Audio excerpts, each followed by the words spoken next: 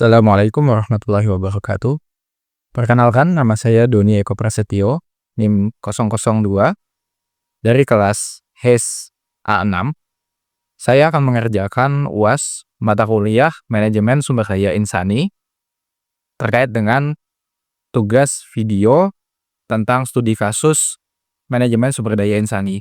Jadi, pada video ini saya akan menjelaskan studi kasus terkait dengan balance scorecard. Oke, langsung saja ke videonya. Bayangin kamu kerja di sebuah startup teknologi bernama PT Solusi Cerdas Indonesia. Perusahaan ini awalnya keren banget.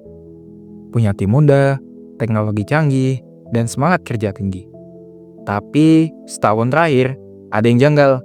Target perusahaan gak tercapai, tingkat turnover karyawan tinggi, dan pelanggan mulai pindah ke kompetitor.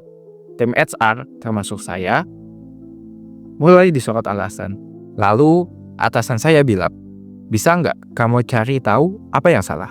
Dan kasih solusi yang strategis, yang cuma pendek, namun jangka panjang. Saya pun mulai menggali. Dan jawabannya ternyata ada pada sebuah alat manajemen klasik, tapi sangat powerful, yakni balance scorecard.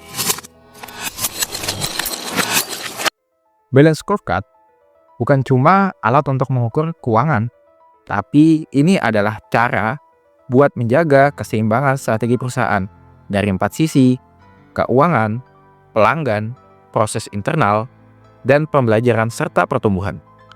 Jadi, saya mulai evaluasi MSDI perusahaan kami pakai pendekatan ini. Dari sisi keuangan, perusahaan merasa rugi karena kinerja SDM gak maksimal. Produktivitas menurun, biaya rekrut tinggi karena banyak yang resign. Dari sisi pelanggan, banyak komplain karena pelayanan lambat. Tapi setelah ditelusuri, masalahnya bukan cuma di customer service, tapi karena operasional yang burnout. Kemudian, dari proses internal, ternyata gak ada indikator kinerja yang jelas per divisi. Semua serba multitasking, tapi tanpa arah.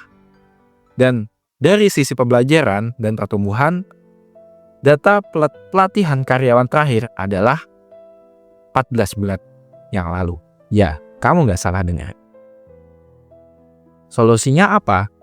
Kita desain ulang kinerja SDM pakai pendekatan balance scorecard.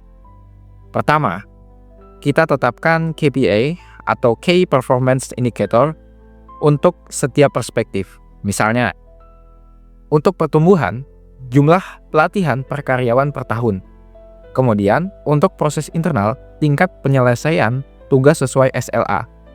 Kemudian, yang ketiga, untuk pelanggan, kepuasan pelanggan per bulan. Yang keempat, untuk keuangan, biaya produktivitas per unit output. Nah, hasilnya mulai terasa dalam 3 bulan. Tim lebih fokus karena mereka tahu apa yang diukur. Karyawan lebih engaged karena tahu kontribusinya. Bahkan dalam 6 bulan, turnover menurun hingga 25%. Dan kepuasan pelanggan naik signifikan. Dari pengalaman itu, saya belajar bahwa manajemen sumber daya manusia bukan cuma soal ngatur uang atau ngatur orang, tapi soal ngebangun sistem kerja yang terukur, seimbang, dan berorientasi jangka panjang.